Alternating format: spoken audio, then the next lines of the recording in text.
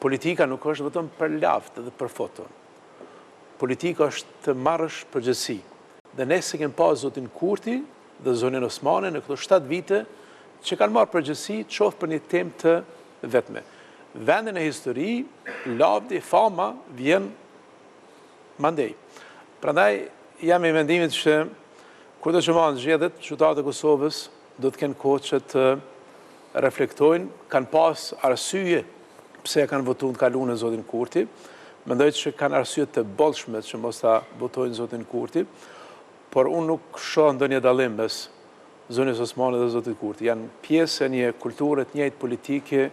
Ky ka qenë një leadership gjoja me imazh të ri, po i cili në thelb i solli dëm e Kosovës dhe prej rezultateve të vetme që ka pas në politikën e jashtme rajonale ka qenë armiqësia me Shqipërinë.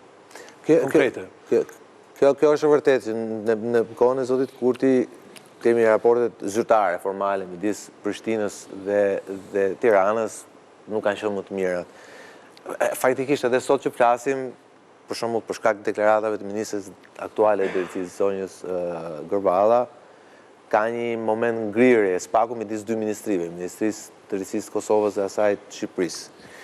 Por ka një zbutje, duhet thënë, ka një farë, nuk e di është detant apo zbutje e përkohshme midis Albin Kurtit dhe Edi Ramës.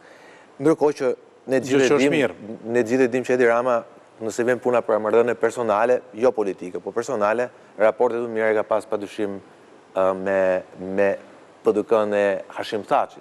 Po nuk e di si janë raportet sot. Me PDK-n e Hashim Thaçit? Me PDK-n e Hashim Thaçit ka pas shumë të mira. Si ka sot me PDK-n?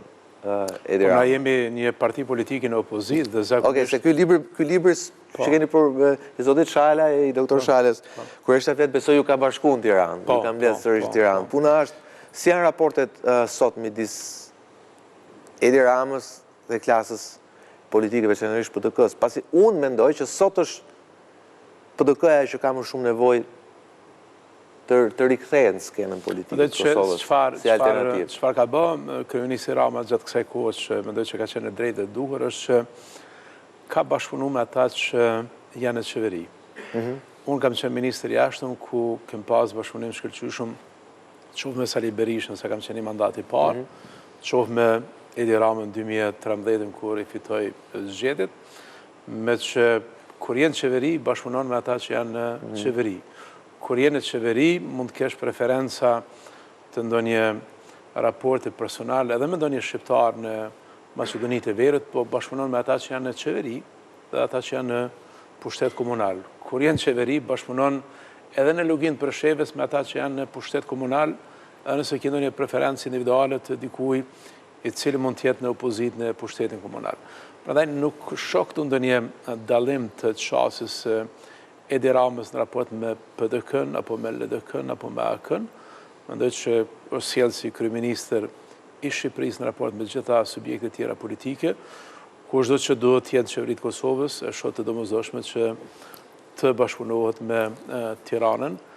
Dallimi në kohën tonë ka qenë që në atë kohë arritëm që ta hartojmë një koncept të partneritetit strategjik, të mbledhjet përbashkëta të dy qeverive, të marrëveshjeve të shumta dhe e shoh të domosdoshme sidomos sot në një rend ndërkombëtar i cili e ka lindë Kosovën e pavarur, po i cili ka vdek, një rend i ri i cili ende nuk është krijuar dhe Kosova dhe Shqipëria si asnjëherë më shumë do duhet të mendojnë dhe rimendojnë se si të sillen në këtë botë e cila është e pasigurt. Divorci politik në Kosovë mes Kurtit dhe Osmanit po ndodh në një kohë kur ndarja mes Amerikës dhe Evropës është skajshmërisht e thellë, si më thotë divorci mes partnerëve atlantik. Ju thoni kjo reflektohet edhe ky divorc, thoni ju?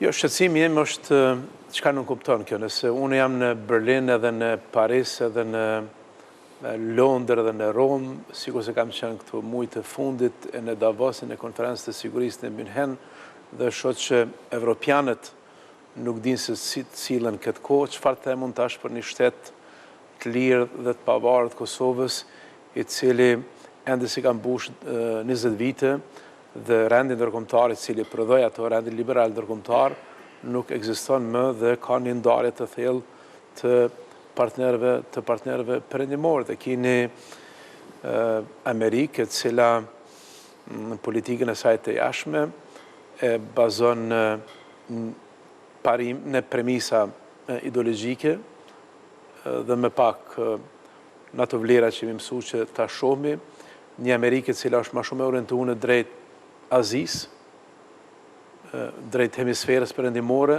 me pak drejt Evropës, dhe një Amerikë pa cilën ne si Kosovë, kushdo që do t'jetë në administratë, të qoftë Trumpi, të qoftë Bideni, të qoftë të ardhmë ndikush tjetër, e kem të vështirë mbjetesën tonë politike. Dhe shqetësimi im është se si të silmi ne në megjithatë kjo është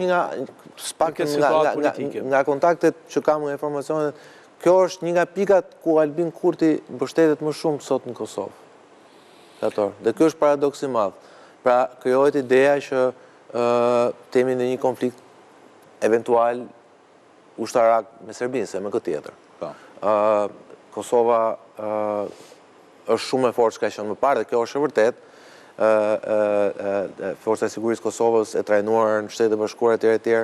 Edhe në numër, po dhe në cilësi, dhe në pajisje është shumë më lartë, unë do të thoja edhe se ushtria shqiptare. Por kjo mund të mjaftoj të fitosh zgjedhjet, në kuptimin e PR-it.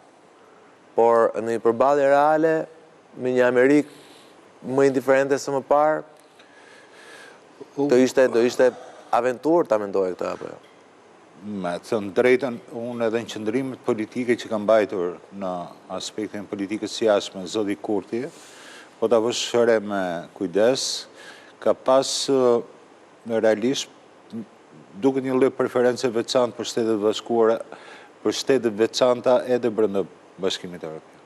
Dhe ky është një element i cili jo gjithmonë krijon atë që quhet kohezionin e përgjithshëm, sepse gjitha kjo edhe tek Brukseli vet ka një ndikim.